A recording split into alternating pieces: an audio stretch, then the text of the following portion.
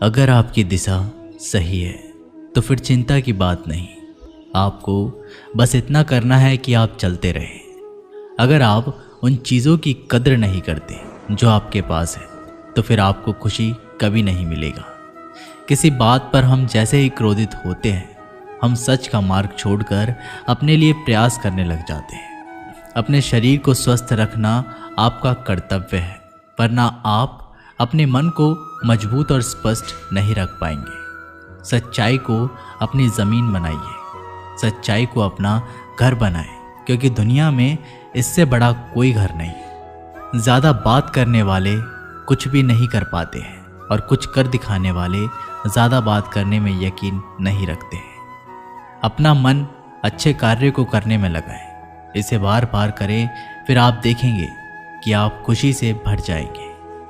इच्छाओं का कभी अंत नहीं होता। अगर आपकी इच्छा पूरी होती है तो दूसरी इच्छा तुरंत जन्म ले लेती है। असली समस्या यह है कि आपको लगता है कि फलाना काम को करने के लिए अभी आपके पास बहुत समय है। यदि कोई व्यक्ति ऐसा लक्ष्य नहीं खोज पाया जिसके लिए वो मर सकता है तो वो जीवित रहने के लायक ही नहीं है। संसार में कोई भी चीज़ कभी भी अकेले मौजूद नहीं होती। हर चीज़ का संबंध तमाम दूसरी चीज़ों से होता है। अगर आपको मेरी तरह बांटने की शक्ति के बारे में पता होता है तो आप कभी भी बिना बांटे हुए भोजन नहीं करते। हमारी ज़िंदगी में कुछ ऐसे लक्ष्य भी होने चाहिए जो हमें सुबह उठने पर कुछ काम करने के लिए मजबूर करते। दुनिया हमेशा से प्रशंसा और दोष निकालने का रास्ता ढूंढती आई है।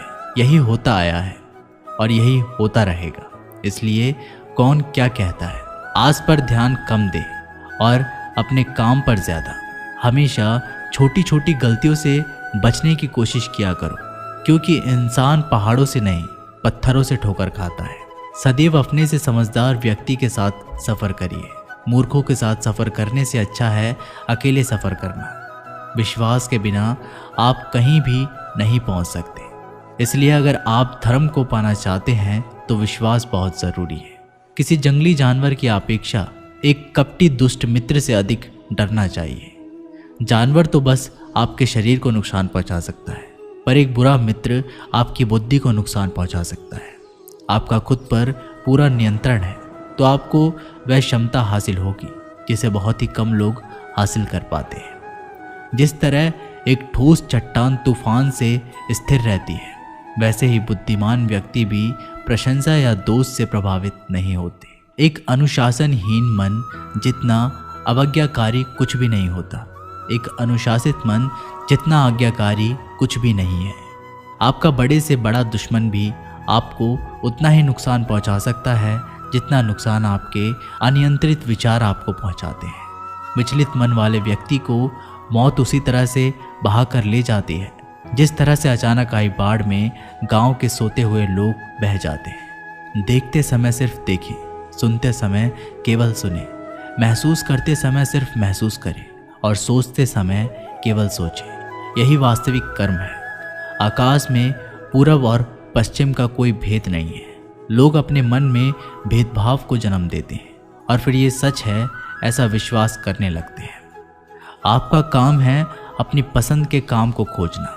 उसे खोजें और फिर उस काम में खुद को पूरी तरह से लगा दें। यही सफलता का मार्ग है। दुनिया में अधिकांश लोग इसलिए असफल हो जाते हैं क्योंकि विपरीत परिस्थिति आने पर उनका साहस टूट जाता है और वह भयभीत हो जाते हैं। दुनिया नहीं जानती हम सभी का अंत यहीं पर होना है, लेकिन जो लोग इस सत्य को जानते हैं उनके सारे झगड़े एक ही बारी में ख़त्म हो जाते हैं।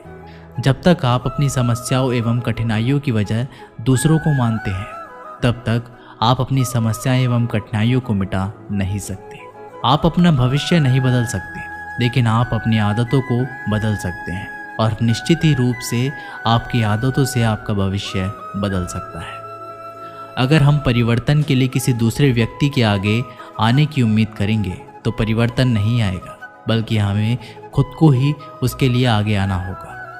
आपके पास जो कुछ भी है उसे बढ़ा चढ़ाकर मत बताइए और ना ही दूसरे से ईर्ष्या कीजिए। जो दूसरों से ईर्ष्या करता है उसे मन की शांति नहीं मिलती।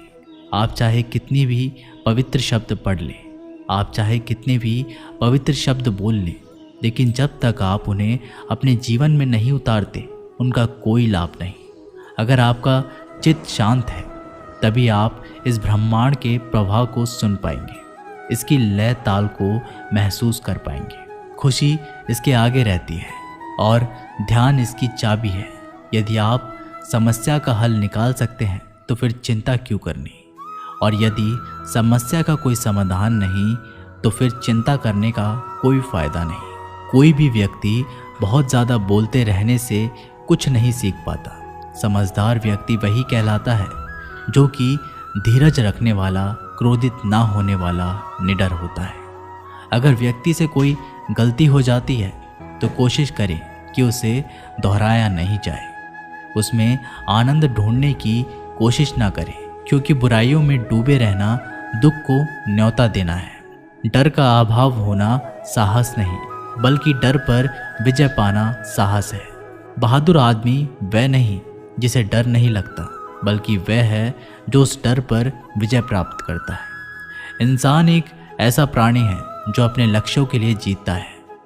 उसके जीवन का यही अर्थ होना चाहिए कि वह अपने लक्ष्यों के लिए कोशिश करता रहे और उन्हें प्राप्त करता रहे। सभी व्यक्तियों को सज़ा से डर लगता है, सभी मौत से डरते हैं। बाकी लोगों को भी अपने जैसा ही समझिए।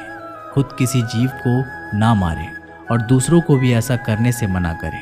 हम चाहें तो अपने आत्मविश्वास और मेहनत के बल पर अपना भाग्य खुद लिख सकते हैं, और अगर हमको अपना भाग्य लिखना नहीं आता तो परिस्थितियां यहाँ हमारे भाग्य लिख देंगे।